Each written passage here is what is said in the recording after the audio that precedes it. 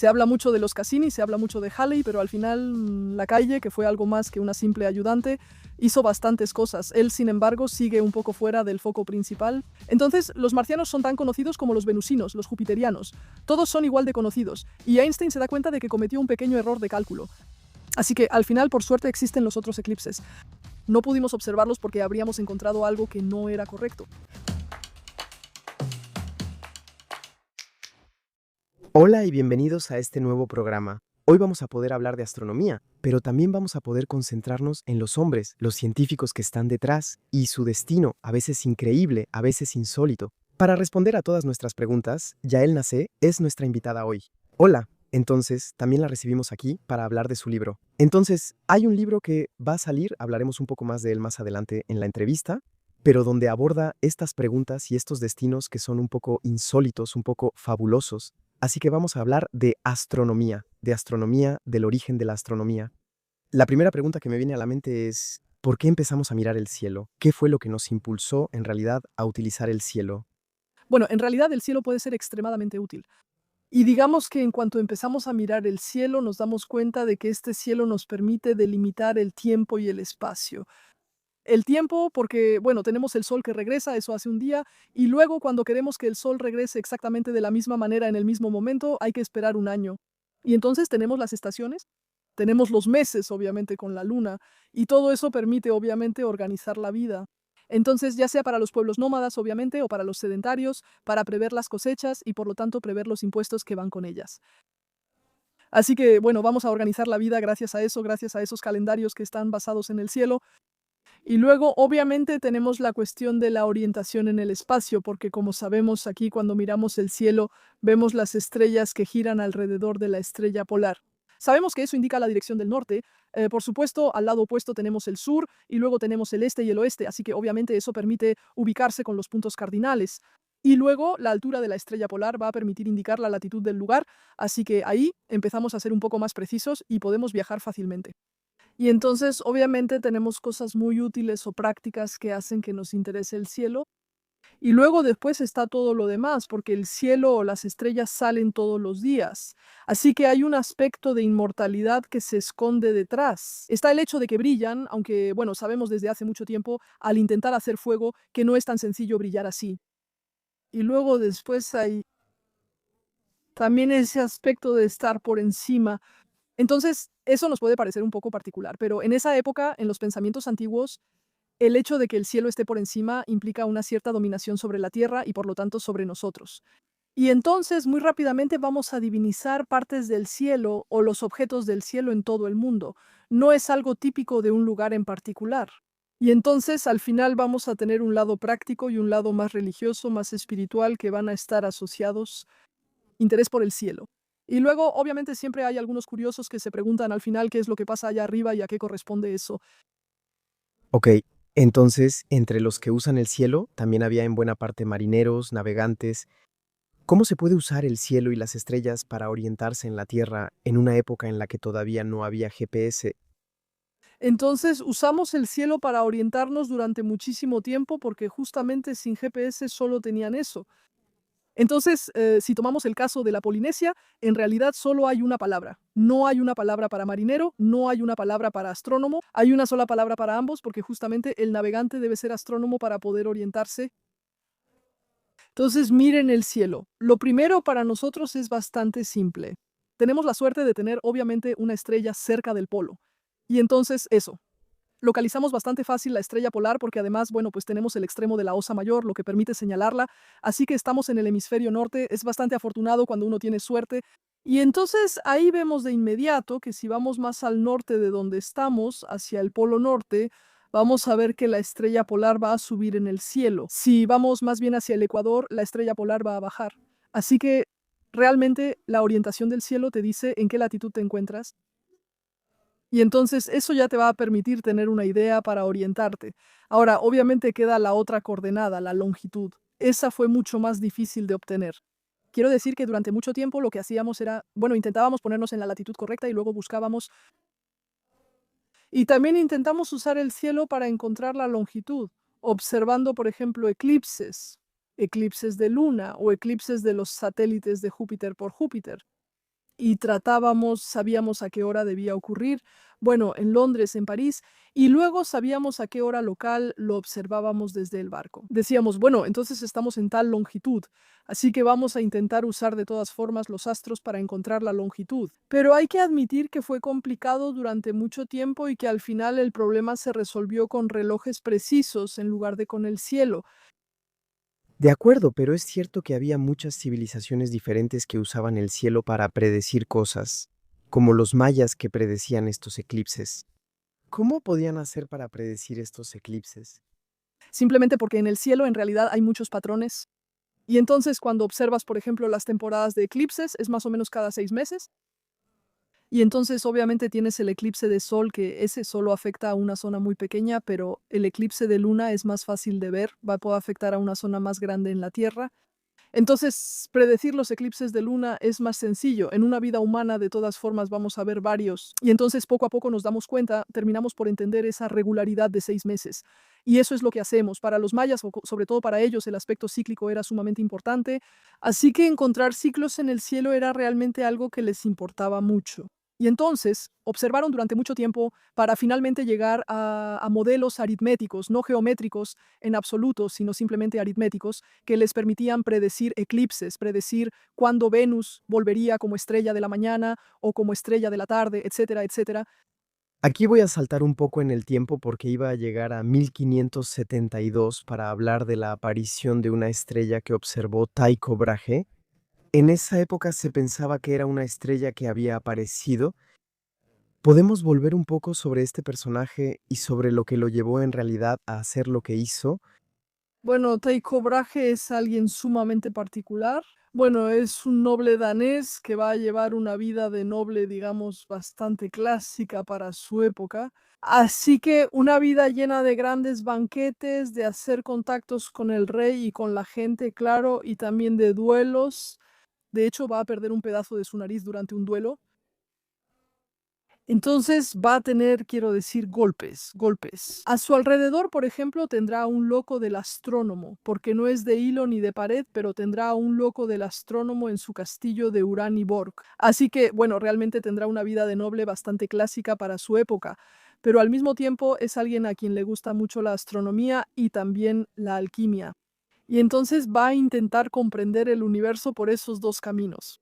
Y entonces va a lograr convencer al rey de que le confíe una isla y de financiarle instrumentos. Entonces, ojo, no es poca cosa como inversión. Se considera que en esa época es más o menos la misma inversión que hizo el gobierno estadounidense para la misión Apolo. Entonces, eso les da una idea de la inversión que hizo Dinamarca en esa época, unos cuantos puntos porcentuales del PIB danés de ese tiempo. Y ahí él va a observar el cielo durante varias décadas y va a hacer observaciones extremadamente precisas. Entonces, además de estas observaciones de estrellas y planetas extremadamente precisas, hay efectivamente dos cosas importantes que va a observar. Entonces está esa famosa nova. Entonces, en esa época, de hecho, la idea era que todo lo que está debajo de la Luna puede cambiar. Eso es lo que hay en la Tierra. Vemos que en la Tierra las cosas cambian, pero todo lo que está más allá debe permanecer inmutable, perfecto, etcétera. Entonces, en realidad, lo que pasa es que si hay un cometa, si hay una nueva estrella, debe ser algo atmosférico. Entonces, de acuerdo. Pero entonces, obviamente, si es atmosférico y empezamos a observar el objeto, vamos a poder triangularlo. Es decir, es un poco como cuando miras tu pulgar con un ojo y luego con el otro, vas a ver que se mueve. Entonces, si está cerca, debe moverse bastante. Y entonces Tycho Brahe, ¿qué hace? Él ve esta nueva estrella, esta nova, como la llamamos. Él dice, voy a ver dónde está. Y se da cuenta de que no está tan cerca. Y va a repetir el experimento con un cometa 5 años después. Y de igual manera va a demostrar que el objeto no está nada cerca. Entonces, si están lejos, eso significa que la idea de un universo que no se mueve no funciona. Y peor aún, el cometa sí se mueve. Obviamente lo vemos moverse entre las estrellas. Y entonces, por el trayecto que hace, debería romper esas famosas grandes esferas en las que se suponía que estaban los planetas. Así que literalmente va a romper el modelo de Aristóteles, esas magníficas esferas celestes que albergaban los astros. Y entonces nos encontramos con un universo donde las cosas cambian. Podemos tener nuevas estrellas. Entonces, él imagina en esa época que nacen en algún lugar entre las primeras estrellas y el sistema solar, en una zona un poco intermedia. Pero bueno, entonces obviamente revisamos los modelos, pero él realmente va a poner el dedo en la llaga diciendo, bueno, ese modelo antiguo donde nada cambia, donde tenemos esferas, podemos olvidarlo. De acuerdo, porque aquí estamos en 1572. Entonces, en esa época todavía se pensaba en ese modelo de esferas sobre las cuales las estrellas estaban proyectadas. Sí, sí, totalmente. Si tomas a Kepler, entonces Kepler, que de hecho va a usar los datos de Tycho Brahe para volver a modificar completamente la forma en que vemos el universo, pues Kepler mismo va a poner las cosas sobre esferas o sólidos pitagóricos que están encajados con esferas entre ellos. Pero entonces él también imagina este tipo de cosas. Así que no hay que creer que se abandonó este modelo de inmediato. Va a perdurar todavía por un tiempo. ¿Y cómo? El hecho de que incluso pongamos al Sol en el centro del sistema no cambia el hecho de que los planetas seguían estando sobre esferas. Así que esta idea va a persistir durante mucho tiempo. Y es realmente Tycho Brahe quien dice, bueno chicos, eliminemos eso. Ahí hablamos de un primer explorador. ¿Es en esa época cuando los exploradores recorrían un poco el mundo para poder multiplicar esas exploraciones? Entonces, En realidad, al principio, los astrónomos observan desde su casa. Están tranquilos en su casa y no se mueven mucho. Bueno, si acaso, como decíamos con Tycho Brahe, se instalan en una isla no muy lejos, pero bueno, tampoco es que sea muy, muy lejos. Entonces, la mayoría del tiempo, los astrónomos, y eso va a durar muchísimo tiempo, se van a quedar en su casa, pero de vez en cuando, de todas formas, vamos a decir, movernos un poquito no estaría tan mal después de todo. Y finalmente, las primeras grandes expediciones, bueno, salvo si tomamos un ejemplo antiguo que es Piteas de Marsella, quien hizo, digamos, la primera gran expedición astronómica, pero aparte de él, en realidad habrá que esperar a los holandeses. Los holandeses que al principio no quieren para nada hacer una expedición astronómica. Ellos quieren hacer una expedición para ir a buscar especias.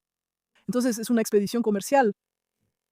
Pero en ese comercio había precisamente un tipo en Holanda que hacía globos, globos terráqueos, globos celestes. Y el problema es que, obviamente, para vender esos globos celestes, pues tenía que pagar una especie de derechos de autor para usar los mapas y no le apetecía mucho. Entonces, ¿qué hacer? Tenía que tener sus propios mapas hechos por él. Y en particular, cuando uno observa los globos de esa época, hay un vacío. El vacío está alrededor del Polo Sur. El polo sur celeste no tenía constelaciones, no le importaba lo que pensaran los Aka o los aborígenes, así que bueno, eso es todo. Había un vacío en los mapas europeos en ese lugar y él pensó, si mando a un tipo con la expedición de las especias que empiece a hacer observaciones y a registrar las estrellas del cielo, voy a poder terminar mi proyecto y tener yo un globo inédito. Y a mí es a quien le van a pagar los derechos de autor. Así que para una expedición comercial vamos a tener un comercio paralelo, digamos, no solo las especias, sino también la astronomía. Y así es como vamos a tener las primeras constelaciones del sur que van a ser definidas por los holandeses.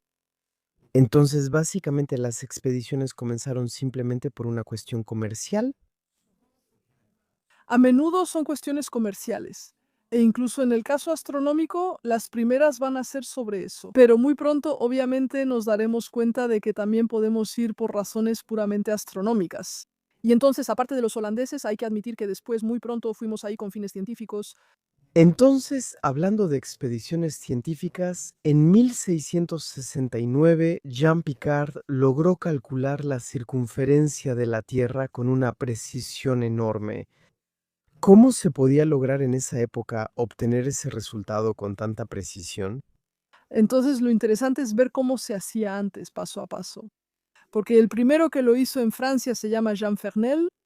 ¿Y qué hizo? Pues salió de París y tomó el camino hacia Amiens, que era una ruta bastante recta, así que bueno, que va hacia el norte. Entonces, ¿qué hace? Mira el cielo y decide avanzar hasta el momento en que la posición de las estrellas ha cambiado un grado. ¿De acuerdo? Entonces, eso significa que la latitud ha cambiado un grado. Entonces, al mismo tiempo, se las arregla y cuenta el número de vueltas de los carruajes. Las ruedas de los carruajes está bien, cuenta el número de vueltas que dieron entre París, de donde partió, y el punto donde precisamente cambió un grado, y así es como obtiene una primera evaluación de la longitud del grado meridiano. Entonces, cuando tienes un grado, lo multiplicas por 360 y tienes la circunferencia de la Tierra. La primera idea, quiero decir, es simplemente intentar encontrarlo. Entonces, Hay quienes se divierten con cadenas de agrimensores, pero él fue con las vueltas de los carruajes. Entonces, un siglo después, en realidad se encontró otra técnica, y la otra técnica es usar triángulos. ¿Por qué triángulos? Porque los triángulos, como si conoces un lado y conoces dos ángulos, bueno, tu triángulo está completamente definido. Y entonces la idea va a ser encajar triángulos y así poder medir longitudes mucho más grandes, obviamente, sin tener que contar el número de vueltas de carruajes, sin tener que ir moviendo una cadena una y otra vez. Entonces, se trata de multiplicar los triángulos. La primera vez que lo vamos a hacer es en Holanda usando campanarios. A lo largo de toda Holanda, de norte a sur. Y luego, obviamente, bueno, fue un primer intento, tampoco fue súper genial en cuanto a precisión. Y el primer intento realmente preciso va a ser de Jean Picard. ¿Qué va a hacer? Él también va a ir hacia Amiens, va a salir de París y va a ir hacia Amiens, Saint-Jean-Géa, va a hacer 13 triángulos y va a medir los ángulos de esos triángulos. Y hay que medir al menos un lado en algún lugar. Y a diferencia del holandés, Snell, lo que Picard va a hacer es medir una base, como se le llama, mucho más grande. Porque obviamente mientras mejor esté medida tu primera base, Sí, mientras más grande sea, más precisión tendrás para el resto. Y entonces eso es lo que va a hacer. Va a medir no solo dos ángulos, sino que va a medir los tres ángulos de los triángulos y va a tomar una base bastante grande.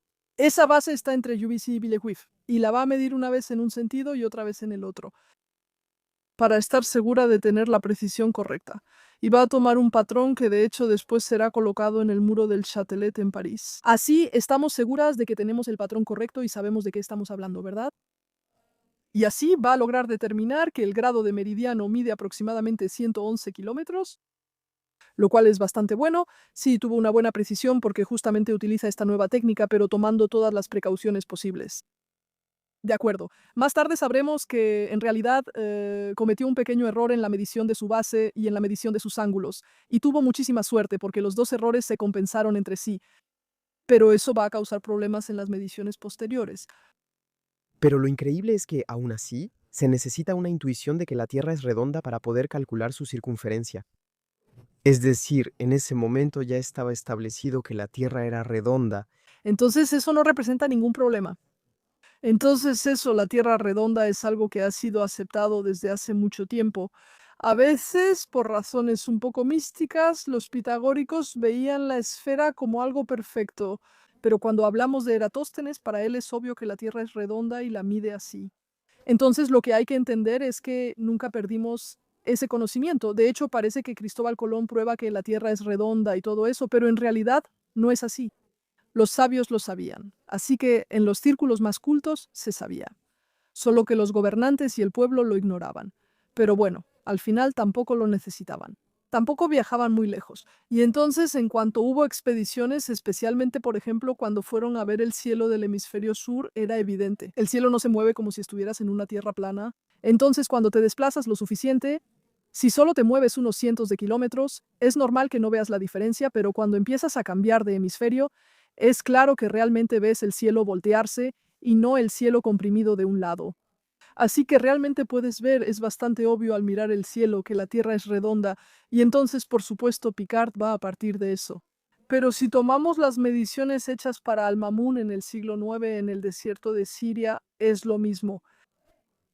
Para ellos también es obvio que la Tierra es redonda, así que todo es cuestión de moverse lo suficiente. Mientras uno se quede en un solo país, es complicado ver la redondez de la Tierra. Pero en cambio, si uno empieza a moverse más, se vuelve bastante obvio. Ya es sorprendente. También me gustaría hablar de Edmund Halley, que es muy conocido por su cometa. ¿Qué papel tuvo él en la exploración, en la astronomía en general? Entonces Halley va a ser extremadamente conocido por su cometa, pero Halley en realidad es alguien que justamente va a explorar un poco el cielo del sur. Y al principio lo hace en un momento en que todavía es estudiante, no es para nada conocido. Eso es, él es solo el hijo de un rico comerciante que tiene mucho dinero, pero en general, él busca saber cómo hacerse un nombre entre nosotros. Y se da cuenta de que intentar hacer un catálogo de estrellas, pero ya no observando a simple vista como lo hacía Tycho Brahe, sino usando telescopios, ya que en esa época ya existen. Eso significa que tendremos más precisión, que será mejor, excepto que hay personas que ya lo están haciendo para el hemisferio norte. Está Cassini, está Flamsteed, el hemisferio norte ya está en camino, así que no podrá hacerse un nombre ahí. Entonces al final el hemisferio sur, ahí no hay nadie. Y entonces decide ir a Santa Elena precisamente para hacer un catálogo del hemisferio sur. Y entonces embarca todo su equipo. Tiene un equipo increíble. Su padre le dio una muy buena suma de dinero, así que perfecto, tiene un equipo de primera. Eligió Santa Elena porque era un territorio británico. La reputación era relativamente buena, pero el problema es que cuando llega al lugar, digamos que el clima es algo peor de lo previsto. Y entonces va a estar un poco impedido de hacer completamente lo que quería. Así que, de todos modos, obviamente podrá hacer una parte del catálogo. De todos modos, va a hacer algunas cosas. Pero digamos que no habrá sido tan increíble como pensaba. Sin embargo, va a poder observar, por ejemplo, también va a observar Mercurio que pasa frente al Sol, y eso le va a dar una idea que se aplicará en el siglo siguiente, que es observar los objetos que pasan frente al Sol, en particular Venus, para medir las distancias en el sistema solar. Entonces, cuando hacemos eso, medimos la distancia entre Venus y la Tierra. Pero como todas las distancias en el sistema solar están relacionadas entre sí, pues necesariamente si tienes una, tienes todas las demás. Tienes la escala completa de nuestro sistema solar. ¿Podemos entonces volver a eso? Si tenemos la distancia de uno de los planetas, tenemos la distancia de todos los demás. Así es. Eh, ¿Cómo se concreta eso en realidad matemáticamente? Entonces, en realidad es la tercera ley de Kepler. Así que lo que pasa es, de alguna manera, es bastante simple. Todo gira alrededor del Sol. Y el Sol tiene una masa que obviamente es muchísimo mayor en comparación con la de los planetas. Así que al final todo está ligado por la gravedad del Sol. Todos esos planetas giran alrededor del Sol. Y entonces, de hecho, si manipulamos un poco las ecuaciones de la gravedad, llegamos a esa famosa tercera ley de Kepler Kepler, ya que la encontró de manera empírica, pero que justamente relaciona el período, es decir, el tiempo que tarda en dar una vuelta alrededor del Sol y la distancia. Y este periodo, de hecho, se puede ver bastante fácilmente porque basta con observar los planetas. Tampoco es tan complicado ver cuándo regresan al mismo lugar en el cielo. Y entonces, a partir de ahí, tienes las proporciones. Solo necesitas una sola, solo una. Conoces la distancia real de una y luego tienes la proporción para todas las demás. En cuanto a los exploradores, hay uno que me fascina, es Lacaille. ¿Y qué quería lograr en su expedición en 1750? Entonces, Lacaille en realidad quiso ir al hemisferio sur para tener un catálogo extremadamente preciso. Hay que saber que él ya había hecho un catálogo de estrellas en el norte. Entonces, de hecho, hace un momento decía que Tycho Brahe observaba a simple vista. Halley va a usar lentes para observar con más precisión. Bueno, Lacaille va a agregar otra cosita más, es decir, que en su telescopio va a instalar lo que se llaman micrómetros filares o retículos romboidales. Es decir, es una cosita que agregas a tu telescopio para tener una referencia en el campo de visión del telescopio. Y entonces ahí no solo eres precisa con la posición del telescopio, sino que además dentro del campo vas a poder medir mucho más precisamente. Entonces sabemos a nivel tecnológico que somos mejores. Estamos aproximadamente un siglo después de la expedición de Halley, así que él sabe que realmente va a poder ganar un orden de magnitud en precisión. Él lo hizo para el hemisferio norte y puede completarlo con el hemisferio sur. Entonces, él propone ir a Ciudad del Cabo porque es una ciudad que está bastante bien comunicada, que es una ciudad, bueno, quiero decir, tiene gente allá, así que él sabe que si hay un problema siempre puede contar con personas allá. Así que no está en medio de la nada, sin ayuda ni nada. Ciudad del Cabo está bien, es tranquilo. Y además está bastante al sur, así que para observar está padre. Además, el clima es bueno en Ciudad del Cabo. Así que eso también ayuda, va a poder ir. Entonces, efectivamente sale en octubre de 1750 de París y luego va al Oriente. Desde el Oriente toma el barco. Ahí tienen algunos pequeños problemas en el camino, tienen que desviarse hacia Río y cuando llegan cerca de Ciudad del Cabo no pueden atracar de inmediato porque hay problemas de viento. Al final llega tarde. Pero la gente de Ciudad del Cabo lo está esperando, están listos para ayudarlo. Le dan un alojamiento muy bueno con un chico que está con un colono allá que hace todo para ayudarlo, para instalarlo en su observatorio, etcétera. Y entonces al principio se fue para determinar las coordenadas, las latitudes y longitudes de Ciudad del Cabo, muy precisamente hacer su catálogo de las estrellas principales del sur. Y también observar los planetas, especialmente Marte y Venus, para intentar justamente obtener esa famosa escala del sistema solar. Y entonces va a comenzar esta observación. Entonces, obviamente, hay bastante viento en Ciudad del Cabo y por eso no puede observar como quiere todo el tiempo. Pero al final va a lograr observar aproximadamente 400 estrellas brillantes con mucha precisión. Y luego él piensa, hay muchas estrellas en el cielo del sur y hasta el catálogo de Halley no es tan bueno. Yo veo más. Entonces se dice, al final voy a hacer más. Y entonces se lanza a la observación y ahí solo las va a mirar en la dirección norte-sur, o sea, el meridiano. Entonces eso permite contrarrestar el viento porque solo va a abrir un poquito el techo justo en esa línea. Y luego el viento puede soplar como quiera. A él de todas formas no le importa. Y entonces, durante las noches en las que hay mucho viento, él va a observar de hecho casi 10.000 estrellas poco brillantes que no son nada conocidas. Y él no solo las va a catalogar, sino que va a dar realmente las coordenadas con precisión. Entonces, él hace todo eso. Y entonces se da cuenta de que, bueno, va a ser necesario crear nuevas constelaciones, así que añade 14 nuevas constelaciones al hemisferio sur. Entonces, a diferencia de los holandeses que habían seguido una tradición un poco, digamos, un poco folclórica, un poco mitológica, pues Lacaille, él va a decidir dar, es el siglo de las luces, así que vamos a dar nombres interesantes como la máquina neumática, así que, bueno, es un poco particular, pero entonces se nota un interés por las artes y las ciencias que aparece en el cielo del sur, así, gracias a Lacaille. Y bueno, Lacaille él va a hacer cosas bastante extraordinarias porque la manera en que observa es increíble, la verdad. Y para poder observar estas estrellas débiles, obviamente necesita empezar a notar cosas durante la noche. Pero si vas a anotar, necesitas luz. Entonces, si pones luz, arruinas tu visión nocturna. Entonces, ¿qué hace? Mira con un ojo a través del telescopio y cierra ese ojo y usa el otro para anotar. Así que, pero imagínate ese malabarismo toda la noche de pasar de un ojo al otro, así. Y además, bueno, a veces son horas y horas durante la noche. Entonces, ¿cómo hace para mantenerse despierto? Pues de hecho en Oriente recogió un cachorro y entrenó al cachorro para vigilar durante la noche, para despertarlo cuando empezaba a dormirse. Así que Lacaille es un personaje y entonces cuando termina había previsto que le tomaría un año hacer su catálogo de estrellas brillantes. Pero en solo un año va a hacer su catálogo de estrellas brillantes, su catálogo de estrellas poco brillantes, observaciones planetarias, todo eso, va a hacer todo lo que había planeado y aún más. Pero el problema es que, como llegó con retraso, en realidad pierde la temporada de regreso de los barcos. Y entonces, pues todavía le sobra algo de tiempo, así que ya que está, va a empezar a medir el grado de meridiano en torno al cabo, va a hacer un montón de cosas así por ahí, porque bueno, la calle hace un montón de cosas, entonces lo divertido es que va a regresar haciendo un pequeño desvío por Mauricio y la isla de la Reunión.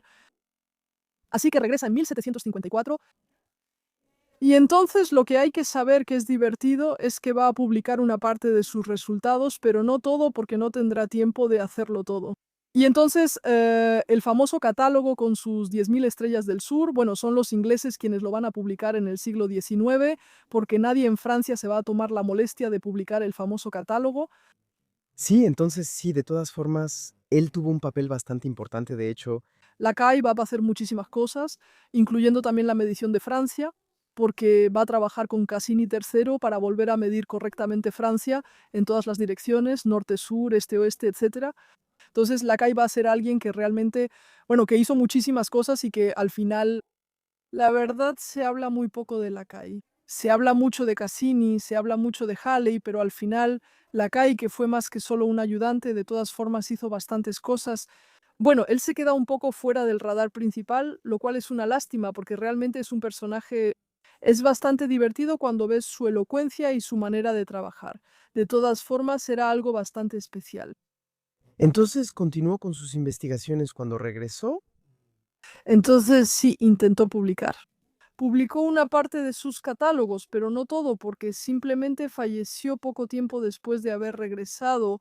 Así que, bueno, no son solo unos meses, serán varios años, pero quiero decir, toma tiempo poner todo eso en orden. Y pues lamentablemente con todo lo que tenía que hacer, simplemente no tuvo tiempo de encargarse él mismo de eso. De acuerdo. ¿Y después las investigaciones que hizo tuvieron impacto? ¿Otros científicos lo aprovecharon?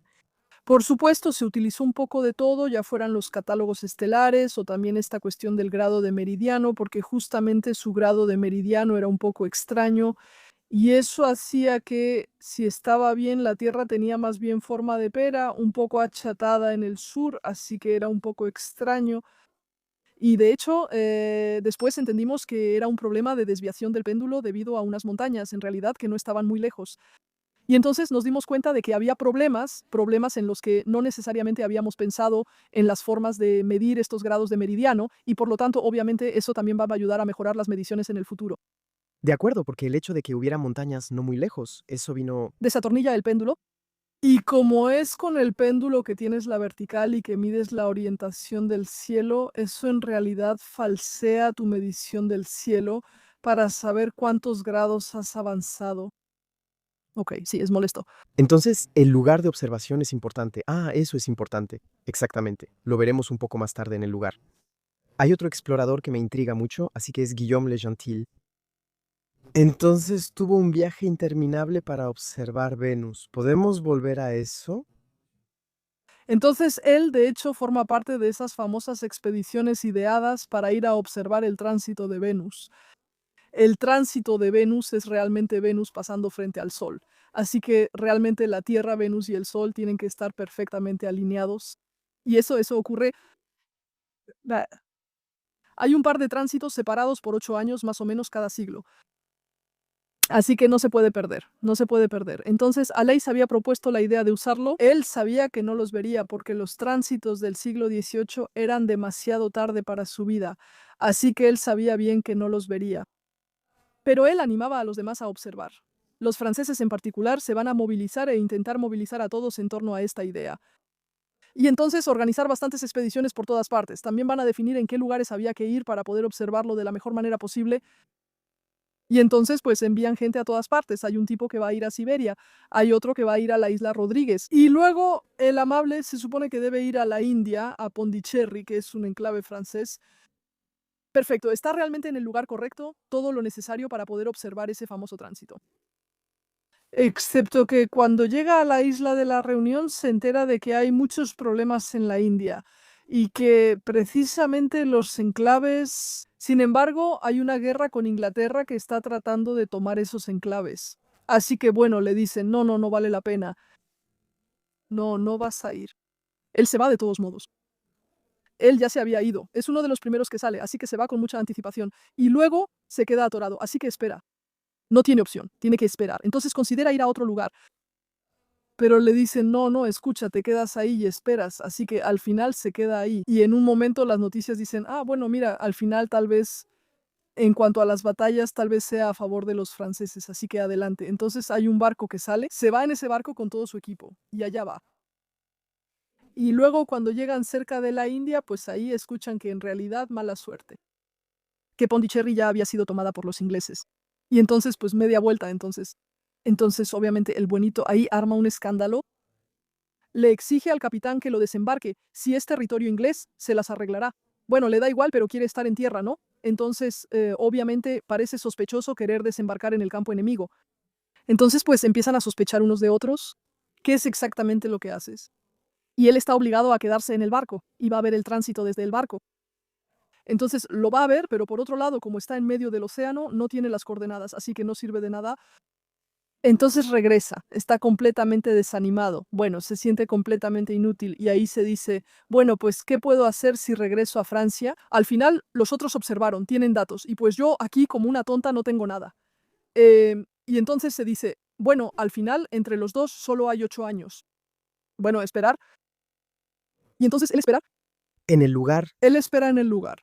Y Y luego ahí empieza a pensar, sí, pero el tránsito, ¿dónde habría que ir a verlo? Y al final se dice que por el lado de Manila tal vez sería interesante. Y entonces en un momento toma un barco y va hacia Manila. Pero entonces eso no es francés. Las Filipinas entonces eran españolas en ese momento, así que no estaba precisamente en tierra amiga. Y bueno, él ya había avisado a la academia, pero entonces, para cuando él recibe el mensaje de la academia, él ya se ha ido. Y cuando le llega el mensaje, porque lo transfieren, ¿verdad? Pero sí, llega en 1767, mientras que, ¿cómo se dice? El tránsito es en 1769. Bueno, ahí el mensaje le dice, no, no, lo vas a observar desde la India, desde Pondicherry. Y entonces, bueno, él no quiere, ¿sabes? No quiere volver a empezar, ya no quiere oír hablar de la India, pero entonces los españoles le dicen, sí, pero espera, ¿por qué él no puede irse? Le dicen que regrese allá al territorio francés y él quiere quedarse aquí. ¿Qué quiere? ¿Qué está haciendo exactamente? Entonces empieza a tener problemas con las autoridades locales y por eso tiene que irse a escondidas. Y regresa obviamente al territorio francés y finalmente llega a la India. Ya no hay problema. Pondicherry es completamente francesa. Todo está bien. Hace muchas observaciones. Se informa sobre la astronomía india. Hace muchas cosas.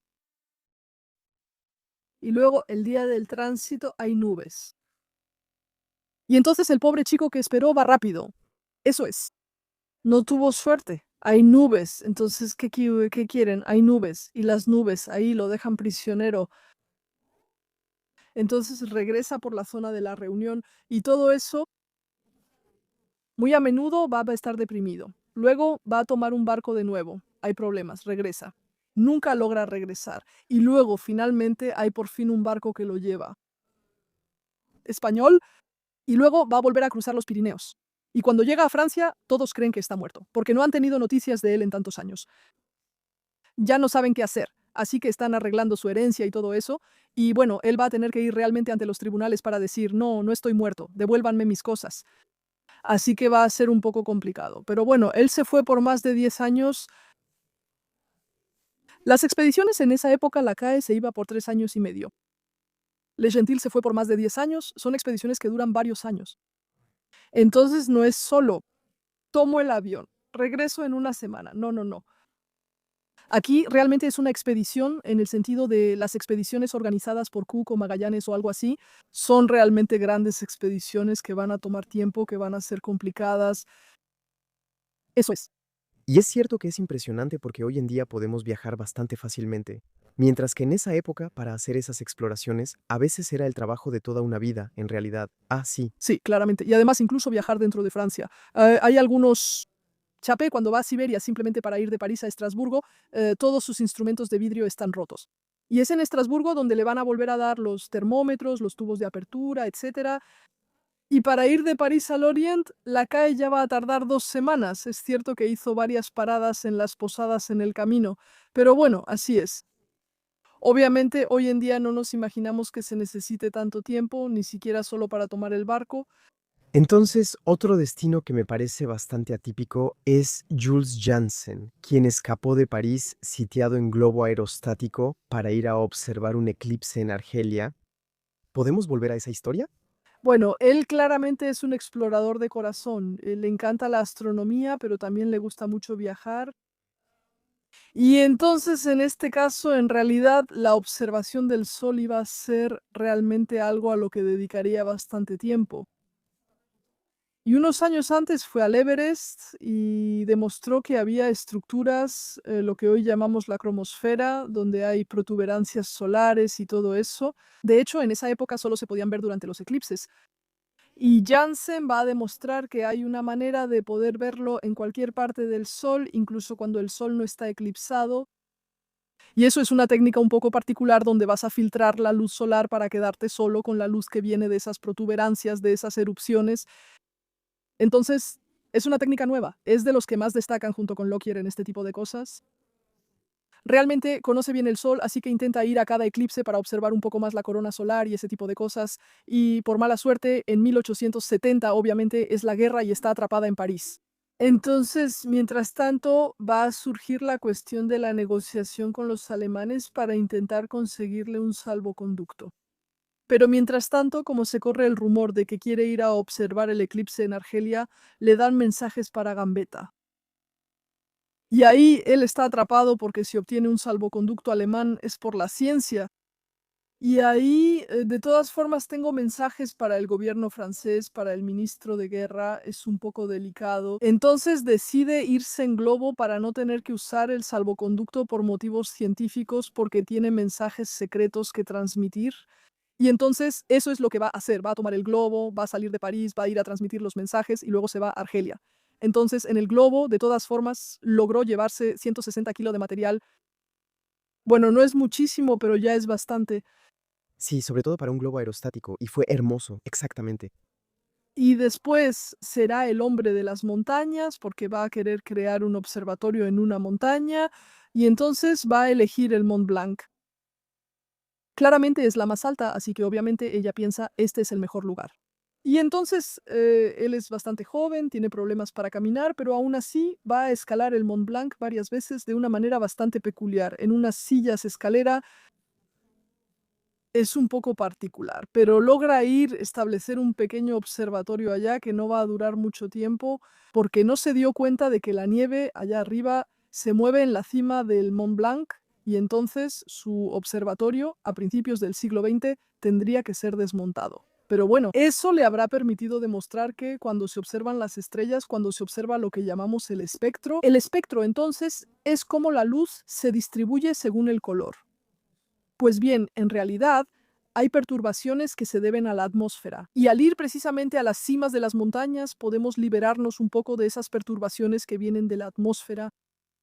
De acuerdo. Entonces, para seguir un poco con este tema de las dificultades para observar, quisiera hacer un paréntesis sobre Schiaparelli y los canales marcianos. Y es cierto que eso es algo que alimentó mucho la imaginación y de hecho, incluso hoy en día todavía se sigue hablando de ello. Entonces, ¿qué pasa con eso? Primero, ¿podemos recordar un poco el contexto y cómo está la situación hoy en día? De hecho, no estamos en el siglo XIX y en ese siglo se generalizó lo que se llama la pluralidad de los mundos, es decir, básicamente se creía que todos los planetas estaban habitados, incluso a veces el Sol. Así que bueno, entonces los marcianos son tan conocidos como los venusianos, los jupiterianos, en fin, todos son igual de conocidos unos que otros. Curiosamente, hoy en día conocemos sobre todo a los marcianos y eso es por el asunto de los canales. De hecho, resulta que en 1877 hubo una gran oposición marciana, así que era un momento en el que se podía ver Marte particularmente bien y entonces todos intentaban observar. Y lo que pasó, lo que él quiso hacer fue un mapa de Marte. Habría tenido un atlas con su nombre, y entonces empieza a observar y bueno, va a reutilizar un poco el mismo vocabulario que en la Luna. Así que a las zonas oscuras las va a llamar mares y a las zonas claras continentes. El problema es que en Marte hay muchas zonas que son un poco intermedias entre las dos, así que en su mapa y sus primeros mapas son bastante naturales, digamos, va a usar el término canali. Ahora, el término canali, él no fue el primero en usarlo, Angelo Secchi lo había hecho un poco antes. Y en italiano, en esa idea, era canale, en el sentido de channel en inglés, así que era una estructura natural como el Canal de la Mancha, ¿no? Pero obviamente cuando pasó al francés, canali es italiano, canale, ok, pero justo acabábamos de terminar el canal de Suez, así que ahí no pensamos en channel, sino en algo realmente artificial. Y lo mismo, él mismo no se opuso del todo. Y cuando vemos las observaciones de Barthes después de 1877 son observaciones peores. Las condiciones también son peores.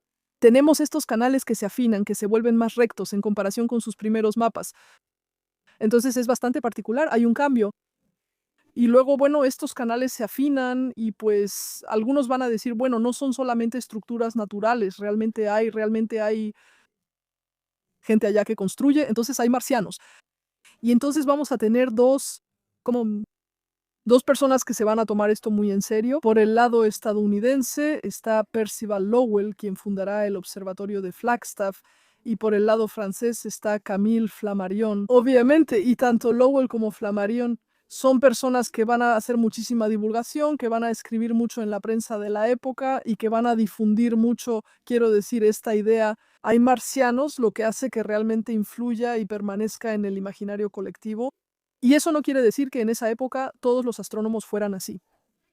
Es cierto que el grupo que creía en los marcianos era bastante minoritario, la mayoría más bien decía que sí. Bueno, pues tenemos líneas finas más o menos naturales, más o menos delgadas, pero hay vegetación en Marte, el hecho de que haya vegetación, eso sí lo aceptaban. Realmente solo había un pequeño grupo en el otro extremo que decía, no, no, esperen, no hay vegetación, no hay marcianos, tranquilos.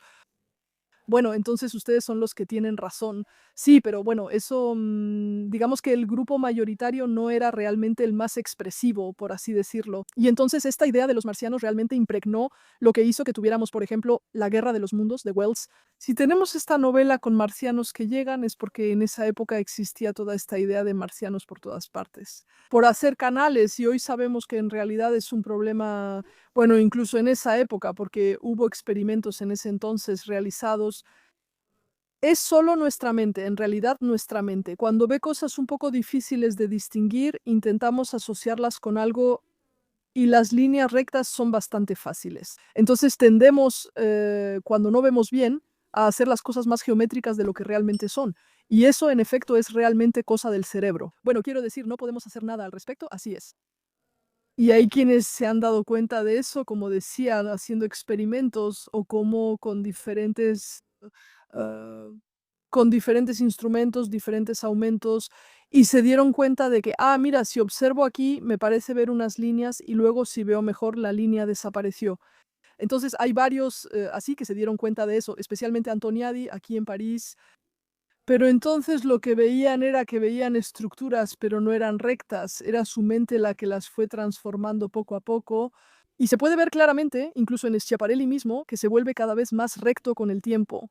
A fuerza de convencerse, entonces ahí está, es realmente la fuerza de la mente.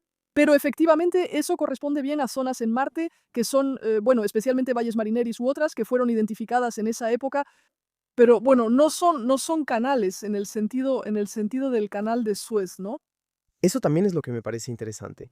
Dans cette histoire, c'est des fois la capacidad de proyectar un imaginario y entonces de cambiar la interpretación en realidad que hacemos a veces de la observación debido a creencias que tenemos en el momento en que hacemos la observación. Eso aplica para todo, ¿eh? Interpretamos según lo que sabemos, según nuestro contexto.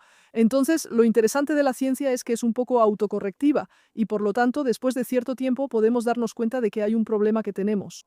Bueno, a veces toma tiempo darse cuenta, podemos tardar siglos o milenios antes de corregir, pero al final siempre terminamos corrigiendo. Entonces, el asunto es ese, que la ciencia es un proceso. Vamos a acumular observaciones, vamos a acumular cosas y luego darnos cuenta si hubo algo ahí porque lo interpretamos mal. Al final eso nos va a llevar a un error tan evidente que nos vamos a dar cuenta.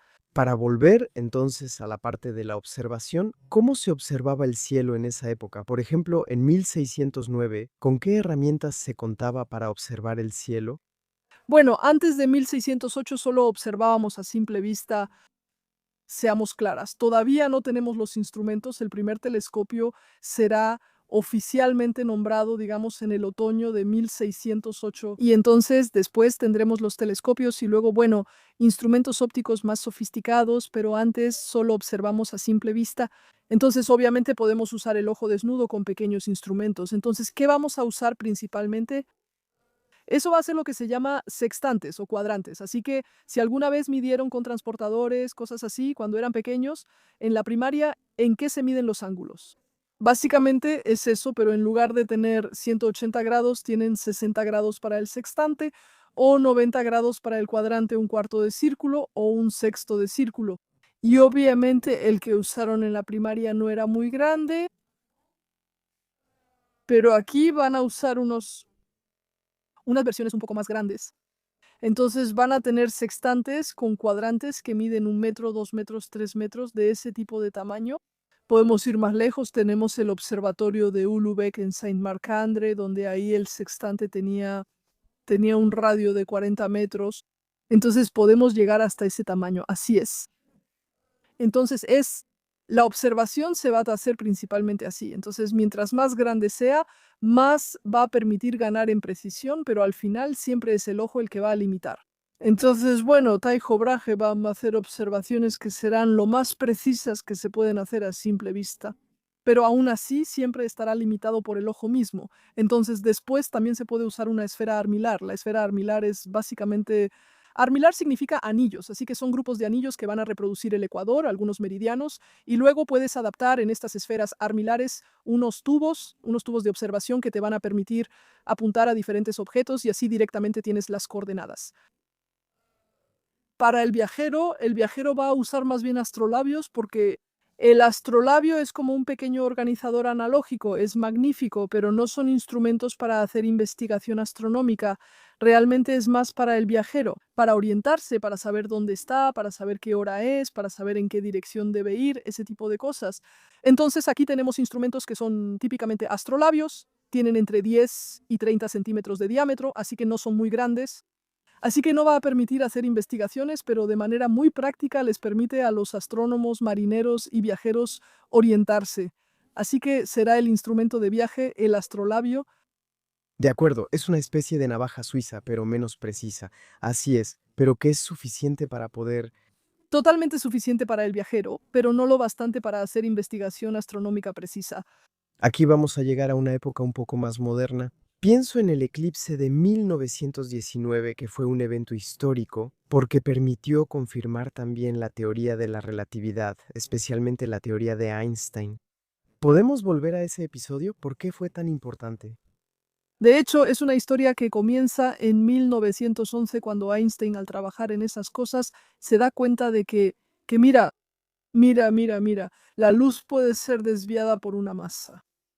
Entonces, no se dan cuenta de que en realidad ya había personas que habían pensado en eso algunos siglos antes, en el marco de las teorías de Newton, porque en ese momento la luz estaba compuesta de pequeñas bolitas, y entonces era algo con masa, y por lo tanto, si pasaba cerca de un objeto masivo, era desviada, era bastante lógico. En la época de Einstein, ya se tenía más la idea de que la luz era una onda, así que obviamente no tenía masa, y entonces, bueno, no era necesariamente evidente, pero entonces Einstein pensó, bueno, en mi teoría sí, hay una desviación. Y entonces pensar que la luz, si por ejemplo veo unas estrellas, ok, están en un lugar, si pongo una masa entre las dos, pues va a ser desviada. Entonces, ¿dónde encontrar una gran masa en el sistema solar? El Sol, eso funciona bien. El problema es que obviamente si el Sol está ahí, pues no vemos las estrellas. Así que la única manera de poder observar eso mientras está el Sol es durante un eclipse.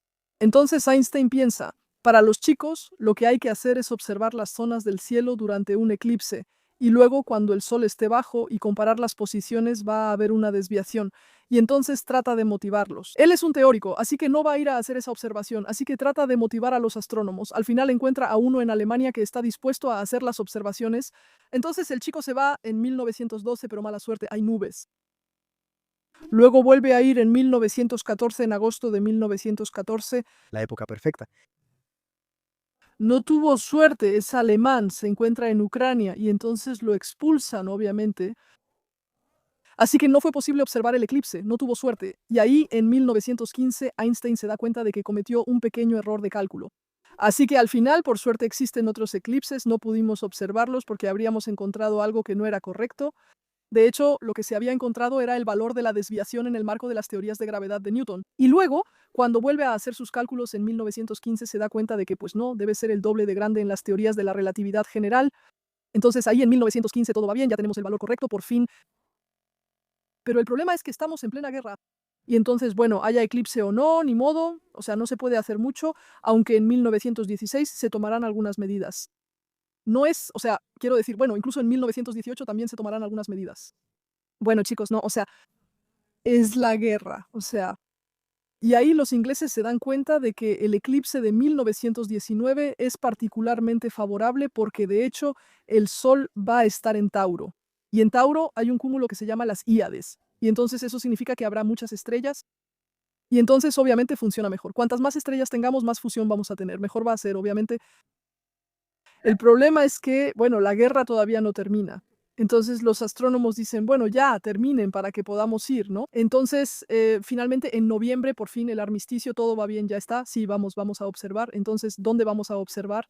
Porque el gran problema es que el eclipse principalmente ocurre, es visible desde el Atlántico. Eso es molesto. Aquí en el Atlántico no vamos a poder hacer las mediciones. Entonces quedan dos posibilidades, observarlo de hecho en Brasil u observarlo cerca de las costas africanas. Porque en el interior de África estamos en zonas donde es la selva, no va a funcionar muy bien, así que quedan las costas o Brasil. Y los ingleses no van a elegir, van a organizar dos expediciones en paralelo. Entonces la primera será la de Brasil. Ella va a ser, los barcos circulan por fin.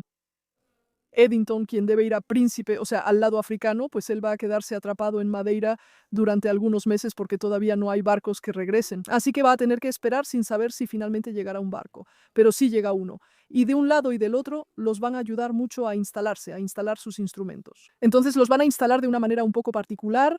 En lugar de mirar al cielo, los instrumentos van a estar acostados en el suelo. Vamos a pensar, pero espera, si están acostados, ¿cómo van a hacer para mirar?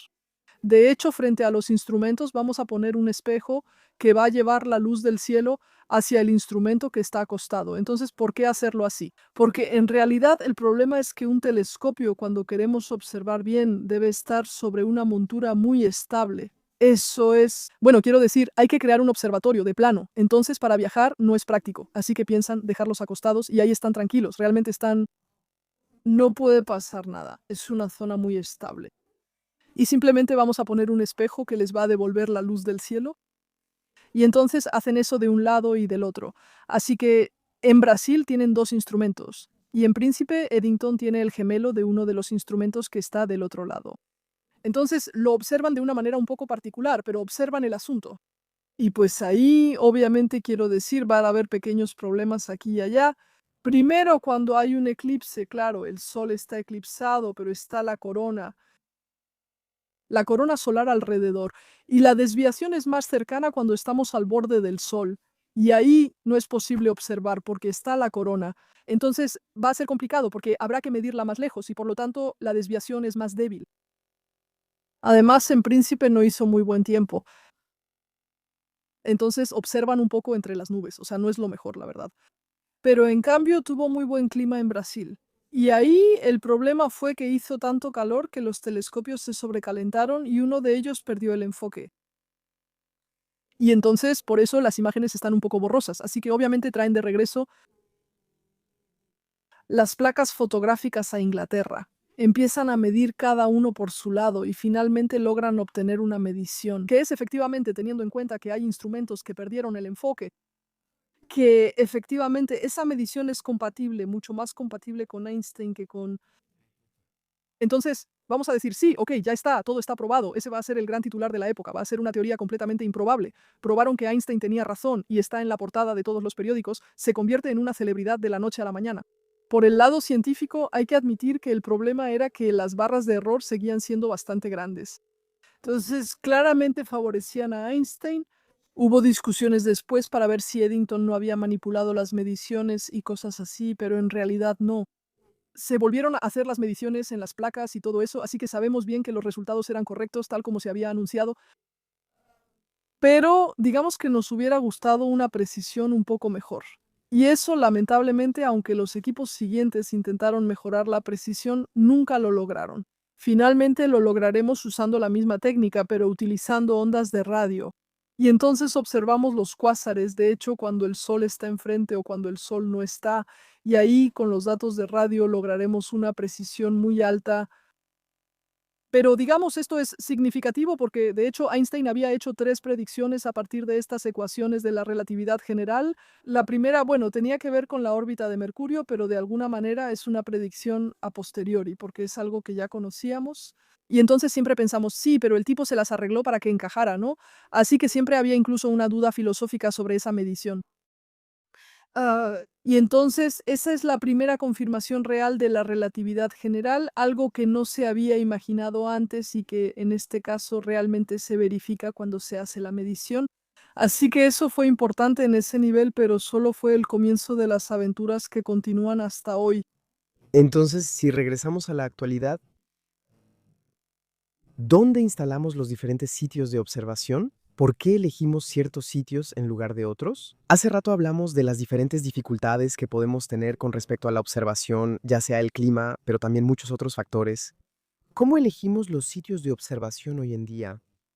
Bueno, durante mucho tiempo yo decía, el astrónomo observaba desde su jardín. Y bueno, el jardín, cuando estamos en Francia, Inglaterra o Bélgica, tampoco es lo mejor. A menudo, de todas formas, llueve, así que poco a poco, pero llegó muy tarde, hubo que esperar de todas maneras. La segunda mitad del siglo XIX para que realmente la gente se diera cuenta de que un buen sitio es importante. ¿Y qué es un buen sitio? Un buen sitio, primero que nada, es tener buen clima, es decir, tener noches despejadas y no tener siempre viento. Ese va a ser el primer criterio, tener de todos modos un buen clima. Entonces, después, obviamente, hoy en día vamos mucho más lejos, vamos a instalarnos en desiertos o en la cima de montañas o en montañas que son desiertos. ¿Por qué? Porque a ese nivel hay una atmósfera que va a ser mucho más tranquila, mucho más estable, y entonces las imágenes, en lugar de ser una gran mancha, van a ser algo un poco más pequeño ya de entrada. Y además, si estamos relativamente alto, vamos a eliminar toda la capa de abajo y especialmente, por ejemplo, una capa de humedad. Así que vamos a tener justamente la huella de la atmósfera que va a ser minimizada. Ahora bien, esto está bien para ciertas cosas, pero hay cosas que no se pueden hacer desde la superficie terrestre. Porque, por ejemplo, la atmósfera, incluso cuando estamos en la cima de una montaña, detiene los rayos X. Y entonces, bueno, si quieren, por ejemplo, observar en rayos X o en ultravioleta o en ciertas gamas del infrarrojo, lo mejor es ir al espacio. Y entonces ahí obviamente dan el siguiente paso, ponen su telescopio en el espacio, evitan la atmósfera. Entonces, después, eso no quiere decir que sea sencillo, pero digamos, ahí está el siguiente paso, poder observar una gama más amplia de colores, poder evitar la interferencia de la atmósfera.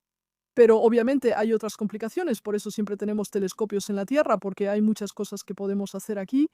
Y luego, cuando necesitamos para ciertas cosas específicas, ponemos los telescopios en el espacio. Ambos son complementarios. Y entonces estos telescopios en la Tierra debe ser bastante complicado instalarlos, porque estamos hablando de las zonas más áridas del planeta, desiertos, montañas y también de equipos de alta tecnología. El problema realmente es llevar todas las cosas hasta allá, así que muy a menudo hay que construir caminos. Así que no es algo nuevo cuando a principios del siglo XX George Hale quiso instalar sus telescopios en California.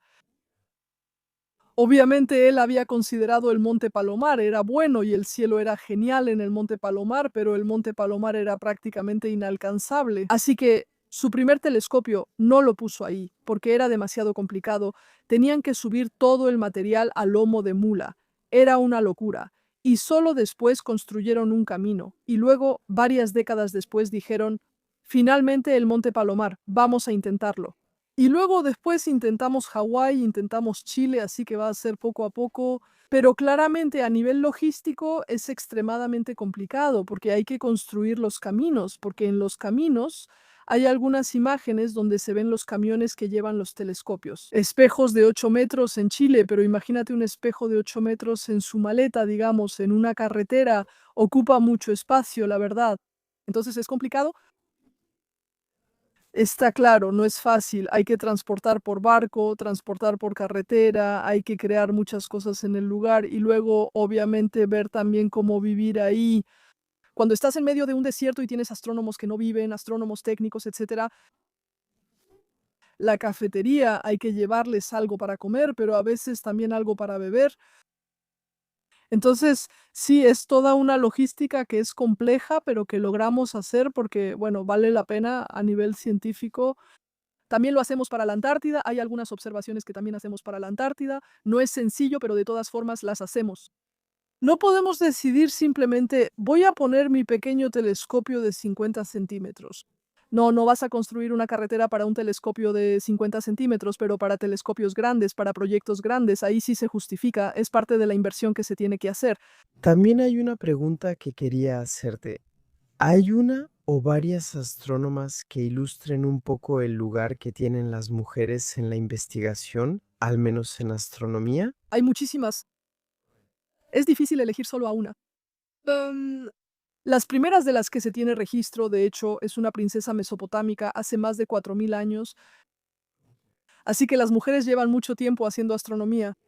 Con el tiempo tuvimos, por ejemplo, a la hermana de Guillermo Herschel, que hizo muchísimas cosas con su hermano, Carolina. Eso fue en el siglo XVIII. Por supuesto está lo que se llamó el harén de Harvard. Ahí había todo un grupo. Todas son extraordinarias. A mí me gusta mucho Annie Cannon, por ejemplo, que va a medir una enorme cantidad de estrellas. Ella midió más de 300.000 estrellas a lo largo de toda su vida. Es una locura. Finalmente obtiene su puesto permanente, su contrato indefinido. Lo consigue a los 75 años y al mismo tiempo sigue haciendo galletas para el personal. Son personas increíbles. Hay muchas. Actualmente hay que darse cuenta de que en astronomía sí hay bastantes mujeres. Tenemos en las maestrías en astronomía mitad y mitad. No se trata solo de unas cuantas mujeres. Realmente estamos hablando de números bastante importantes. El problema será lo que sigue en la carrera, como en todas las carreras que exigen mucho. Ahí será la sociedad que la rodea la que no siempre acepta fácilmente este tipo de cosas. A nivel mundial tenemos un 22% de mujeres astrónomas en los puestos un poco más altos. Mais voilà, esperamos que, dado que en los niveles junior hay muchas más, con el tiempo simplemente eso se va a equilibrar. Entonces, eso me permite hacer la transición al libro que usted escribió, que habrá salido cuando publiquemos el video. Pondremos el enlace en los comentarios para todos los que quieran revisarlo. En este libro, usted retoma algunas historias, incluidas algunas de las que hablamos hace un momento, pero aún más sobre la historia de la astronomía. ¿Puede hablarnos un poco de este libro? La idea del libro al final es plantearse lo siguiente. El astrónomo tiende a quedarse en casa y no lo vemos como un trabajo específicamente peligroso, no es como ser bombero o estar en el ejército. La astronomía era relativamente tranquila. En realidad no, sí ha habido varios casos en los que el astrónomo tuvo que moverse y no siempre fue necesariamente fácil. La idea era tomar descubrimientos importantes y ver un poco por qué hubo que desplazarse y cómo sucedió todo. A veces no sale muy bien, pero al final, a pesar de todo lo que pasó, a pesar de las dificultades encontradas, a pesar de la adversidad, incluso se llegó a perder una buena parte de la expedición durante el viaje, pero al final, de todas formas, conseguimos esos datos, de todas formas pudimos avanzar, de todas formas pudimos hacer lo que queríamos a nivel científico. Realmente se nota mucho esa abnegación. Al final, aunque yo no esté ahí, no importa. Lo importante es que los datos que tomé lleguen a donde tienen que llegar. Y entonces eso da lugar a historias que pueden ser graciosas, que pueden ser dramáticas, que pueden ser un poco de todo, sobre todo tipo de temas, porque nos movimos por muchas razones diferentes. Para medir la Tierra, para medir el sistema solar, para ver partes del cielo que no conocíamos, para ir a observar mejor, para ver dónde habían caído grandes meteoritos, para probar que la relatividad general era cierta. En fin, realmente hicimos expediciones por muchas razones diferentes. Estaba justificado, pero no era sencillo. Y entonces creo que eso le da un aspecto un poco diferente al astrónomo en su torre de marfil que hace sus pequeños cálculos en su pequeño pizarrón o en su pequeña hoja. Así es, también eran verdaderas aventuras. ¿Eran exploradores en toda la extensión de la palabra? Exactamente. Muchas gracias. Así que pondremos el libro en la descripción para todos los que quieran leerlo y serán muchos, de eso estoy seguro. De todas formas, muchas gracias, Yael, por esta entrevista que fue sumamente interesante. Gracias a ustedes.